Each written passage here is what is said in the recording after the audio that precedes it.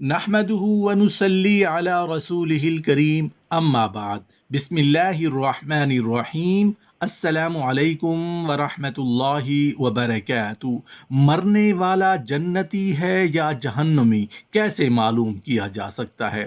رسول اللہ صلی اللہ علیہ وآلہ وسلم فرماتے ہیں یہ چھوٹی سی دعا سوتے وقت تم پڑھ لیا کرو، یعنی جو شخص سوتے وقت یہ دعا پڑھ لیتا ہے، صحیح بخاری کی روایت ہے کہ جو انسان یہ دعا پڑھ کے سو گیا صبح اٹھا ہی نہیں ہے، یعنی کہ فوت ہو گیا، تو یہ فطرت پر فوت ہوگا، اللہ کی جنت کا وارث ہوگا، اس کا خاتمہ بالخیر ہوگا۔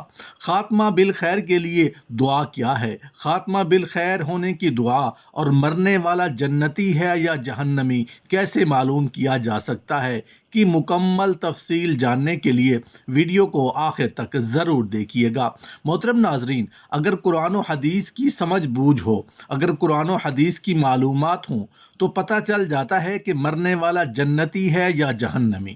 محترم ناظرین، کسی انسان کے قول و فعل دیکھ کر یا دین سے لگاؤ کو دیکھ کر اسے جنتی کہنا اچھا ہے، لیکن کسی انسان کو اس کے قول و فعل دیکھ کر یا دین سے بے رغبتی دیکھ کر اسے جہنمی کہنا شریعت اس بات کی اجازت نہیں دیتی۔ ہمیں نہیں معلوم کہ ایسے انسان اور اللہ کے درمیان کیا معاملہ ہے۔ ہو سکتا ہے ہمیں نظر آنے میں وہ انسان اچھی اعمال نہ کرتا ہو، لیکن یہ بھی تو ہو سکتا ہے کہ وہ چھپ کر کوئی نیک کام کرتا ہو، صدقہ خیرات کرتا ہو سکتا ہے وہ کسی کی مالی معاونت کرتا ہو، یا یہ بھی ہو سکتا ہے کہ کوئی مرد یا کوئی عورت ایسی ہو جو بظاہر ہمیں ان کے اعمال اچھے نظر نہ آتے ہوں، مگر ایسا بھی تو ہو سکتا ہے کہ ایسے مرد یا ایسی عورت کی کوئی ایسی ادا، کوئی کام اللہ کو بہت پسند ہو۔ اس لیے کسی کو دیکھ کر اچھا ہونے کا اور جنتی ہونے کا گمان رکھنا چاہیے۔ ہم کون ہوتے ہیں کسی کو جہنمی کہنے والے؟ لیکن پھر بھی اتباع علماء اور متعدد روایات سے ہمیں کچھ اشارے ملتے ہیں کہ اگر کسی انسان کی موت کے وقت ایسے اشارے، ایسی علامتیں یا ایسی نشانیاں نظر آئیں تو اتباع کے قول اور روایات کو سامنے رکھتے ہوئے کہا جا سکتا ہے کہ مرنے والا جنتی ہے یا جہنمی ہے۔ محترم ناظرین، اس سے پہلے کہ میں وہ نشانیاں، وہ علامتیں شیئر کروں جس سے صرف اندازہ لگایا جا سکتا ہے کہ مرنے والا جنتی ہے یا جہنمی، یہ نشانیاں بتانے سے پہلے یہ بتانا زیادہ اچھا سمجھتا ہوں کہ مرنے والے کو پتہ کب چلتا ہے کہ وہ مر چکا ہے۔ محترم ناظرین، یاد رکھیں، جیسے ہی انسان کی روح قبض ہونے والی ہوتی ہے، ملائکہ آتے ہیں تو اسے خبر تو ہو جاتی ہے کہ یہ کیوں آئے ہیں۔ جب روح نکال لی جاتی ہے تو اسے عین الیقین ہو جاتا ہے کہ جسم وہیں رہ گیا ہے اور روح ملائکہ لے کر چلے گئے ہیں۔ مرنے والے کو تو پتہ چل جاتا ہے کہ وہ مر چکا ہے، لیکن پہلے سمجھیں کہ موت کیا ہے۔ موت یہ ہے کہ روح جو جسم میں پیدائش سے چند دن قبل ماں کے پیٹ میں داخل ہوئی تھی، وہ روح جب جسم کو چھوڑ دیتی ہے تو موت واقع ہو جاتی ہے۔ جسم کو تو قبر میں دفن کر دیا جاتا ہے، مگر روح جو ہے وہ باقی رہتی ہے، اس کو فنا نہیں ہے۔ روح کیا ہے؟ اللہ پاک قرآن کریم میں سورہ بنی اسرائیل میں فرماتا ہے، آپ فرما دیں کہ روح میرے رب کے حکم سے ایک چیز ہے، تمہیں علم نہیں ہے مگر تھوڑا۔ موت کے معنی ہے روح کا جسم سے جدا ہو جانا، یہ معنی نہیں ہے کہ روح مر جاتی ہے۔ جو روح کو فنا مانے وہ بے دین ہے۔ مرنے کے بعد روح کے سننے دیکھنے کی صلاحیت باقی رہتی ہے، بلکہ پہلے سے بڑھ جاتی ہے۔ پہلے تو روح جسم میں تھی تو وہ جسم کے تابع تھی، روح کا جسم سے تعلق ہے جو استوار ہو گیا ہے۔ استوار ہونے کے بعد، موت کے بعد بھی یہ تعلق اس معنی میں برقرار رہتا ہے کہ جزا اور سزا اگر جسم پر ہو تو روح اسے محسوس کرتی ہے۔ محترم ناظرین، ہم بات کر رہے ہیں کہ مرنے والا جنتی ہے یا جہنمی کیسے معلوم کیا جا سکتا ہے، تو آئیے سن لیجئے کہ مرنے والا جنتی ہے یا جہنمی۔ اتباع کے قول اور روایات کو سامنے رکھتے ہوئے کہا جا سکتا ہے کہ مرنے والا جنتی ہے یا جہنمی۔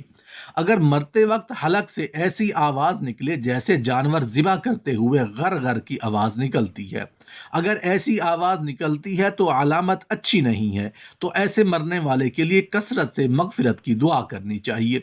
میری باتیں یاد رکھنا، میری باتیں ذرا غور سے سننا۔ موت کے وقت مرنے والے کی 3 علامتیں بڑی اچھی ہیں۔ نمبر 1، موت کے وقت مرنے والے کی پیشانی پر پسینہ آ جائے، یہ جنتی ہونے کی نشانی ہے۔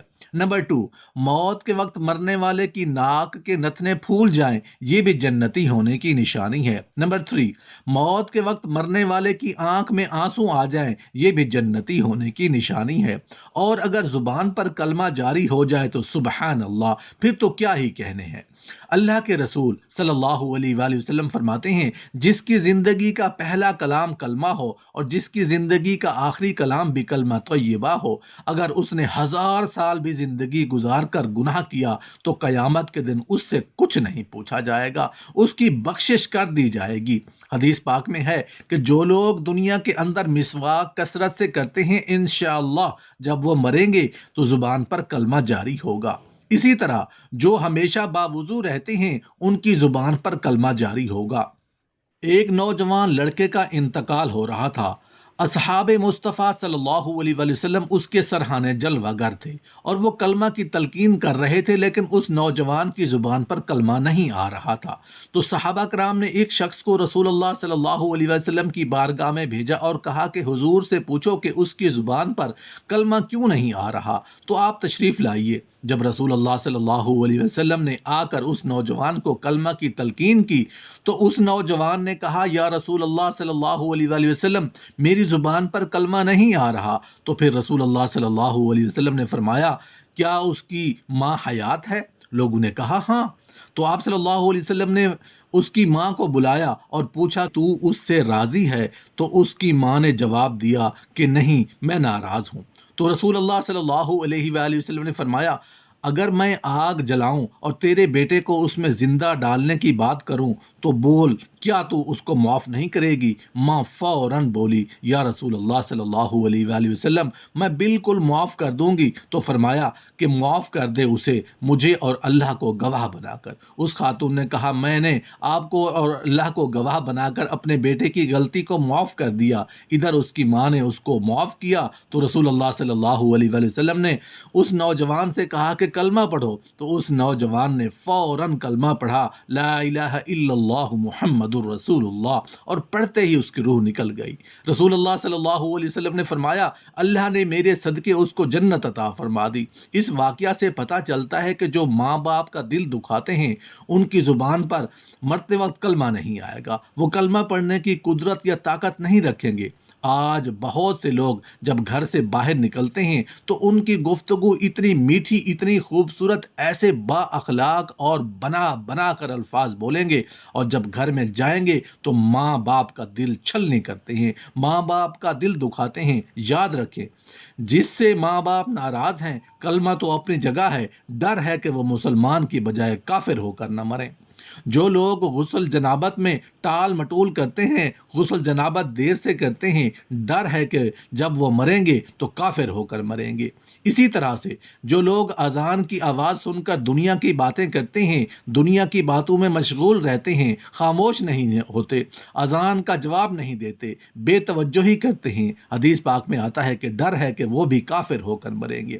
اس لیے جب بھی اذان کی آواز سنو، پہلی مرتبہ جب اذان کی آواز سنو تو خاموش ہو جاؤ، جتنی بھی اہم بات چل رہی ہو چھوڑ دو، وہیں پہلے اذان کا جواب دے دو۔ اذان زیادہ سے زیادہ 2 سے 3 منٹ میں ختم ہو جاتی ہے۔ اگر ہم 2-3 منٹ خاموش رہ کر اذان کا جواب دیں گے تو ہمارا کون سا نقصان ہوتا ہے؟